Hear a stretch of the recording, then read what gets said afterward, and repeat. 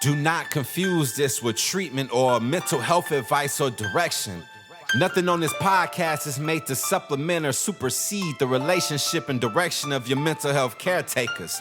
Although David Kozlowski is a licensed marriage and family therapist, he is not functioning as a certified mental health professional in this environment. And same applies to any professional who may appear on the Light the Fight podcast. Hey everybody, welcome to another episode of Light the Fight. And as always, we are brought to you by 1-800-CONTACTS. If you need contacts, go to 1-800-CONTACTS. And if you've seen their cool new commercials, have you seen their commercials lately? No. I've been seeing them probably almost every commercial break, it seems like. Well, the only time I watch TV is for football. So at least during the bowl game season, the commercial's been on there. Got some cool hip commercials, showing people open up their cool packages, 1-800-CONTACTS. But the reason why we love them is not just because they have great contacts, but because they're great people. They're our community sponsor, have been our community sponsor. So thanks to 1-800-CONTACTS. So get their contacts because they're great and they're great people packaging them and putting them together for you. So today's episode, what we're going to do is we're going to take a list of some things that Jason has wrote down of topics that he was curious about, some things just from past episodes, from his own experience talking with parents, and just things that he thought people would want to hear and know more about. So he's going to just flip through the phone, going to pick one randomly. I think before this, you're like, you want me to just pick one randomly? How about this? No, don't tell me. I actually like random. If there's too much order in my life, it throws me off. My wife, she's the one that likes things structured and ordered. And that's why I have her pay the bills. Otherwise, they may not get paid if I have them. She always makes fun of me and says, you have money in your account, you don't pay the bills? I'm like, old habits from being poor and broke. Sometimes I'll just put like $10 of gas in my tank so you can fill the whole thing up. I'm like, oh yeah. It's just like, those are just old habits, just from my extra poor broke days. Now I'm just moderately broke. Now you're moderately broke. Yeah. Back then I was really broke. I want your listeners, viewers to think, imagine if you had the chance to sit here and ask him questions. I mean, like, to me, it's awesome because I've been a fan and listening and being a part of this for a bit. So, back to the good old days. So I have a long list. Here's what we're going to shoot for. Let's try this. I have talked to so many parents, whether they're friends of ours that are friends of our family or just peers that I run into across the country as I speak around, with families, with children and stuff. We always come back to, what do you do about allowance and chores for your kid when they're in their teenage years? Allowance and chores. Okay. Yeah, because when they were little, it seemed like it was way more controlled. You could say, here's the chart, here's what you get, and go for it on a Saturday, let's say. Yeah. Just, hey, you get 25 cents for, cleaning your room or whatever it was when they were little. Yeah. Now they're teenagers. Is there an allowance? Is there chores? Maybe they have a job. Maybe they, they're obviously supposed to go to school. And so I'm just curious about that. I mean, is that enough of a start to get you rolling? Yeah. So give me a specific question out of that. So Specific question would be, because I could talk about a lot of stuff. Right. Like that, yeah.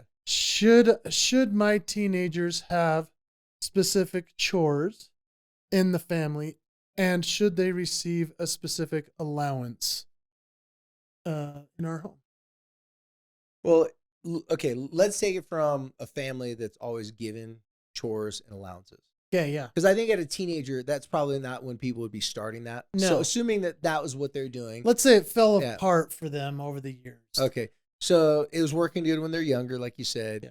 They get to preteens, they start griping and moaning. They get to high school, they want the money but don't want to do the chores. Okay, that's it. That type of situation. So they're saying, hey, what's my chores? And the parents starts coming up with some smart aleck remarks like, oh, really? So you want me to pay you just to say you're going to do them? That's not true. I do them. No, you don't. When's the last time you did? Well, I did it last week. No, you didn't. You didn't clean this up. Yes, I did, but they messed it up afterwards and you didn't see it.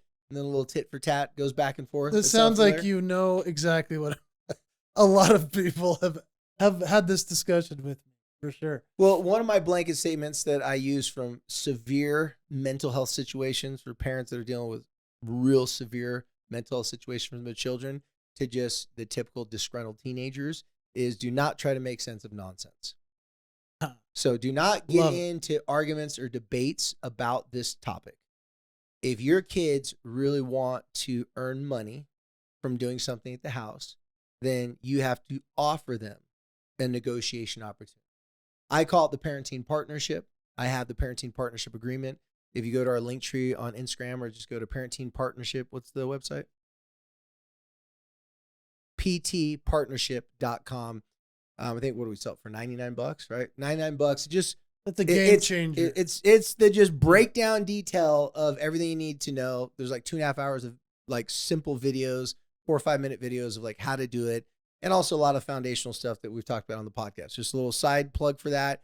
But the reason why I'm talking about that is because in any sort of partnership, there has to be an agreement. In the agreement, there should be some negotiation. So parents that come to their kids, I tell you what, how about this? I'll give you this if you do this for me, right? That is okay. Mm-hmm. That's not bad. Now that's offering a little bit. But if a parent comes to their kids and say, tell you what, do you want to make some money? Yeah. I want to give you some opportunity to make some money. However, in the past, I'm not going to blame you. I know there's lots of reasons, lots of excuses. I felt in the past that sometimes it didn't get done the way I wanted to get done, or you didn't do it as often, and you weren't consistent with it. And I felt like I was just kind of paying you for you to promise me you'd do it. Now, I'm not saying that you did that on purpose, but I think we just lacked the structure. And maybe you didn't get any say in it. So I tell you what, I have an idea. I'm going to pick 3 things that I'd like you to do. That if you did those things, I'd be willing to pay you some money for those things.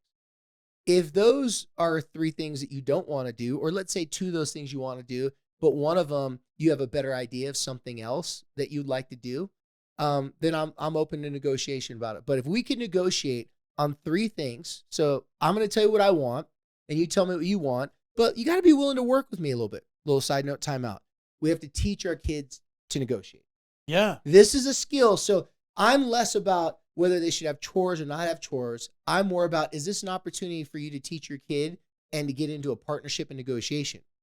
Because if they're in a negotiation not willing to do anything you want them to do, and you're only giving them the most simple, basic things and paying them a lot of money for it, that's not negotiation. You're a doormat. That's right. And they're walking over it, scraping their snowshoes if you live in Utah, or, they're The great enabler. You're the mud room, basically, where Yeah. they're just changing on stuff and keeping it going, right?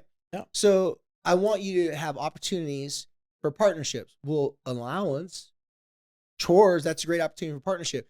But I don't want you to demand of your kids.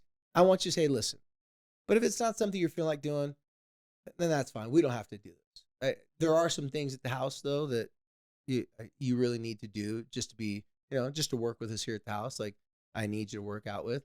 But if you're not willing to do those things, but you're only willing to do things that are paid for, that's not going to work for me. So I'll give you 3 things that you can earn money for, but only if you're willing to do this 1 or 2 things over here, like pick the kids up if you got a license, drop them off in the morning, like something that like run an errand for me. But parents got to also realize that what they're asking has to be pretty like reasonable. It can't be something that's like, all right, I want you to babysit the kids every Monday, Tuesday, Wednesday, and Friday. Oh my gosh, like that's a job, right? Yeah. So parents, it's got to be something like, all right, well, I want you to help me make a meal 1 day a week. And on our weekly calendar, which by the way, you parents, if you want to do any of these things with your kids and it's going to be something that they follow through with, you have to be more structured than you've ever been before. Yeah. The structure equals the safety that this is going to work out. If you get lax on this and you get mad at your kids because they're not doing their part, it's probably because you're not doing your part. So when I do the parenting partnership agreement, I have parents run this for 3 weeks. After 3 weeks, then they reevaluate. Sometimes parents say, you know what? I love you, and I just don't think this is really motivating enough for you to get paid for it. So I don't want to be resentment. I don't have resentment towards you. Do you want us to fight and argue about this? Do you want us to get into it? I think it might be better if you just, get a job and work for someone to earn that money. Well, I don't know any money. I don't know any jobs are hiring. I've tried to get jobs, this and that. Okay. Well, I'm just saying that, like, I'm not hiring right now either. Because after 3 weeks of doing this, seems to me like your expectation of what you want me to pay you is not what I think you deserve to be paid. The only way this works is if you give your kids some opportunities to fail. So step number 1, do not set up an agreement negotiation with your kids expecting it to be 100% the first 3 weeks. There's got to be some wiggle room. There's got to be some like, all right, let's just see how this works. That's why I always tell parents, pick 3 things. Have your kids pick 3 things. And sometimes kids will be like, yeah, those are okay. Sometimes they'll go along with those 3 things. Sometimes they'll surprise you and come up with 1 or 2 things that you're like, I didn't think you'd be willing to do that. Right. I had one parent say, all right, well, you can do the laundry or your own laundry. You can help out with a dinner, and you can do like, your homework between this time and this time. The kid wanted to do the homework late at night. The parent said, if you do your homework between this time and these other 2 things, that'll be your allowance. But you can do your homework whenever you want. You can only get paid for doing it if you do it in this time. It was a clever thing that this parent did. So the kid goes, okay, I'll do it. And then after a week of doing it, the kid was like, I don't like doing my homework at this time. So instead of the parent getting mad, they asked me, I go, why don't you ask them something that they could trade for it? So if you've ever leased an office or rented an apartment and you want to get out of your contract soon enough, what do you have to find? Someone else. Another tenant. A new tenant, someone else to fill that in. So I told the parent, why don't you have them come up with something that's equal or greater for them to fill it with? Yeah. To keep their allowance. Because they didn't want to give up the money. No. They just didn't want to do that because they go, I think I jumped the gun. I thought I could commit to that for the money, but they're not following through with it. They're still kind of doing their homework, just not wanting to do it then. So the parent tells the kid, why don't you come up with something? The kid says, okay, I will clean out the shed. And the parent's like, that's going to take you a month. And they said, I will clean it out. I will spend 1 hour every week throughout the whole entire next 6 weeks, whatever, until it's cleaned out. Parents like, absolutely, I'll trade you that for it. Because that was a lot harder than just doing the homework from 3:30 to 5 or whatever it was. And the kid didn't actually mind cleaning out the shed. This kid was actually okay with manual labor. Interesting. But just didn't want to have to come home. Yeah. Wanted to play video games when he came home. Keep doing school after school. Yeah, he didn't want to keep on doing school after school. So the parent was actually pleasantly surprised, but the parent would have never asked for that one because they thought that was too much. So if you get your kid involved with it, give it a few weeks to kind of iron it out. Now, with money, I always like to do here's how much you get paid for doing all 3. Oh. If you only do 2, then you only get paid this much. Okay. If you only do 1, you get paid this much. And I had a parent ask me, well, that's not realistic in the real life and real world. If you don't do all of your job, you don't get paid. I said, well, not necessarily. So for example, if you tell your kid, and I'm don't freak out on this number, I'm just using a random number. You get $20 for each chore each week. That's $60 at the end of the week. Inflation. Okay? Baller. Yeah, inflation time, right? Okay, gas, they got to get around, right? So, and I'm not suggesting those numbers. I wish I was your kid. Not suggesting those numbers. Yeah. But let's say the kid has all these excuses at the end of the week. Well, I could only do these 2, but the last one, and they go X, Y, and Z and all these reasons. You just sit there and parent go, okay, I tell you what, I'll just pay you for the 2 you did. Well, but I need $60. She only did $40 worth of work.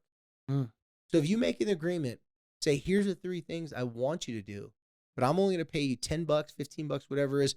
Or let's say one thing's really big. That's a $20 one, a $15 one, and a $10 one. Mm-hmm. Of course, they're going to do the easier ones. I think that's more of an independent living skill because there's some jobs they're going to pay a lot more money, but you may not want to do them because they could be really hard. Like for me, I tried construction because how much I was told it would pay. You did? But then I got this thing called splinters. And I had to be there at like 6 a.m. Yeah. I'm talking about feelings all day long for a living. So I found out really quickly that even though my cousin was making a lot of money doing it as a carpenter, I didn't want to do that hard of work. Right?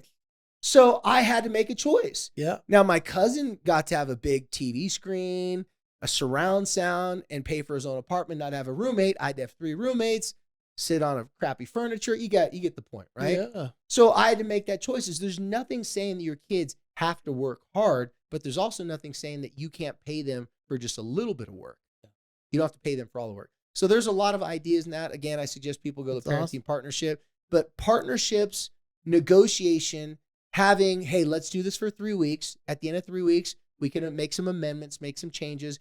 But if you expect your kids, like a lot of parents get pissed off, my kid didn't do what they said, So now I'm going to take it personal. And now I don't want to work with them and I don't want to pay them.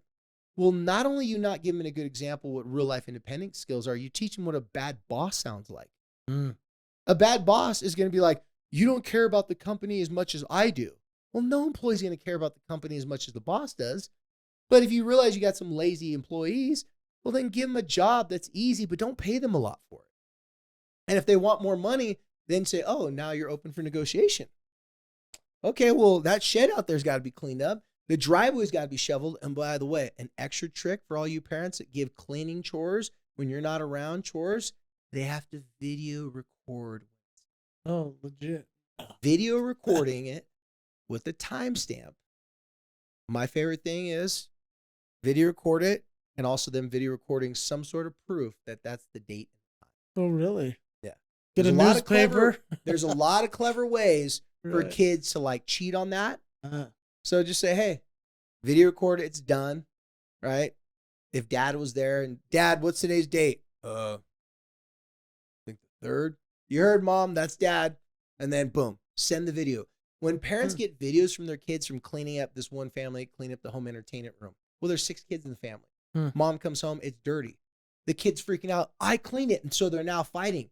As soon as I gave them the video assignment, and then she just had to prove some way, send it to the mom was like, one, that was really cool that she did that, even though it was really simple. The kid had the proof, and the mom could be like, hey, see in the corner down there, I saw you shove a lot of stuff there. But because you videoed, you gave it a try, I'd like it cleaned a little bit better next time. Okay, that's being negotiable, not freaking out over those little details. We have to teach our kids how to be hard workers. We have to teach them how to negotiate with us, and we can't do that when we're freaking out on them and we're expecting perfection the first time. Man, that's incredible. Here's the thing, man. I know we're short on time, so we got to be done, but when do you pay them, though? Do you do it like right when they've done the chore, or do you do it on a once a week at a family night? You pay your kids once a week. You check their grades once a week. If you're a parent out there checking your grade multiple times a week, good luck with your stress. Paying for grades, is that a thing? Some parents pay for grades, but I'm saying checking grades just like paying for. I see what you mean. Yeah. So, for example, weekends are usually the free times for kids. If you're dealing with a normal kid situation, they're going to normal school. I like to go Friday to Friday. Okay. So on Friday, because of the weekend that's coming. Exactly. Okay. On Friday, you tell them, say, listen, here's our agreement. Let's start our agreements on Friday. So on Friday, you know that until next Friday, you have this time to do the chores. So they're like, oh, freedom, weekend. You want to give your kids freedom, just enough freedom for them to F it up. Because think about it as an adult. Right. You have the weekend to go screw up your life and then to be late to work and all those things. So we want to kind of make it very realistic. So it's like on Friday, you know what your chores and assignments are. They have to be done by next Friday. I'm going to check your grades. If the grades are part of this, like again, parenting partnership, I always tell parents they should allow their kids to have a certain amount of missing assignments every single week, but you check on that Friday. If they didn't turn in the assignments or the teacher didn't do it, tough luck. Sometimes it works in your favor. Sometimes it works against you. Sometimes the teacher didn't put in the grades and you didn't do the homework, so you don't get in trouble. Sometimes they put in the grades and you didn't do the homework, you get in trouble, right? So sometimes it works for you, sometimes it works against you. But on that Friday, their freedom is determined for the weekend and their allowance is determined for the weekend. Man, you're teaching it just like it is in real life. You get paid on Friday. You can blow all your money Saturday and Sunday. That's right. And have no money for the rest of the week, coming back and begging your boss. And when your kids come back and beg you for an extra money, then you say, instead of saying, what did you do with all your money? Which is what most of you guys will say. Okay. Yeah. What did you do with all your money? Yeah. Instead, you say, oh, so are you telling me you would like more work? Right. You use that as an opportunity to renegotiate. Beauty. Dude, that was so helpful. I asked him this question on the spot, and he answered with so many. Yeah, I thought you were going to go with the friends one. Oh, really? From the list from before. So we'll have to do that another time. But just to wrap up real quick, parent-teen agreement, we want that. We want to make sure that we go through that. It's incredible. So that's PT Partnership. And you've checked it out yourself. Oh, it's amazing. You've gone through it. Yeah, it's a great thing. And I love the idea of negotiating. I love the idea of the pay for the 3 that they did. I mean, that's very cool.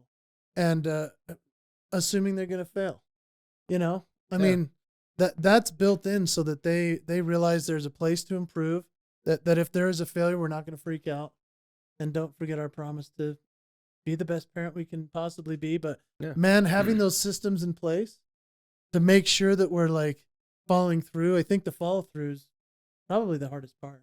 Yeah. How can you have better employees if you don't become a better boss? There you go. All right. Well done, man. And after you train employees for a long time using that business model, you've invested so much time and effort into them. You can't just be firing them all the time. No. You got to retain them. So the best way to retain them is like, all right, they need more training. They need, sometimes you need to push them down a couple notches. Right. Well, you lost this opportunity, but you can earn it back in a couple weeks. Right. We're not going to pay you for work you didn't do. If you didn't show up to work, we don't pay you for that day. Right. However, we're not going to fire you either. And we're not going to be like, how come you spent your money poorly and you have to ask for an advance on your payment? Right? Don't give advances, give more work for them. Well done. There you go. What a deal, man. We got to do this more. All right. Well, that's why you made that list of questions for us to answer. So, and if you have more questions or things you want him to, are we talking here? I'm talking here. Middle here. Okay. If you have questions for David, I mean, how cool is this to just throw that at you? Yeah, throw some questions. I mean, every now and then I'll ask questions. I think lately we've been asking for more questions. So you can DM us. You can hit us up at, is it contact@lightthefight.com? Support@lightthefight.com.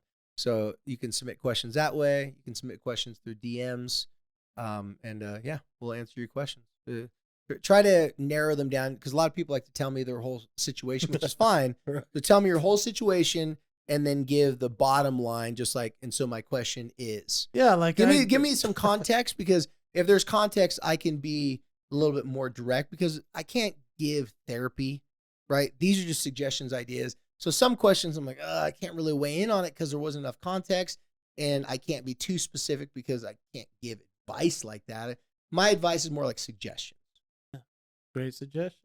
Yeah. I can't wait to implement it, and I can't wait to tell my friends. All right. Because we've had a lot of talks about it. All right. Well, as always, you guys, thanks for listening to hear us on the podcast. Thanks for following us. If you don't follow us, please follow us on Instagram, on YouTube. Those are 2 social medias that we're active on. And as always, thank you for helping us to light the fight.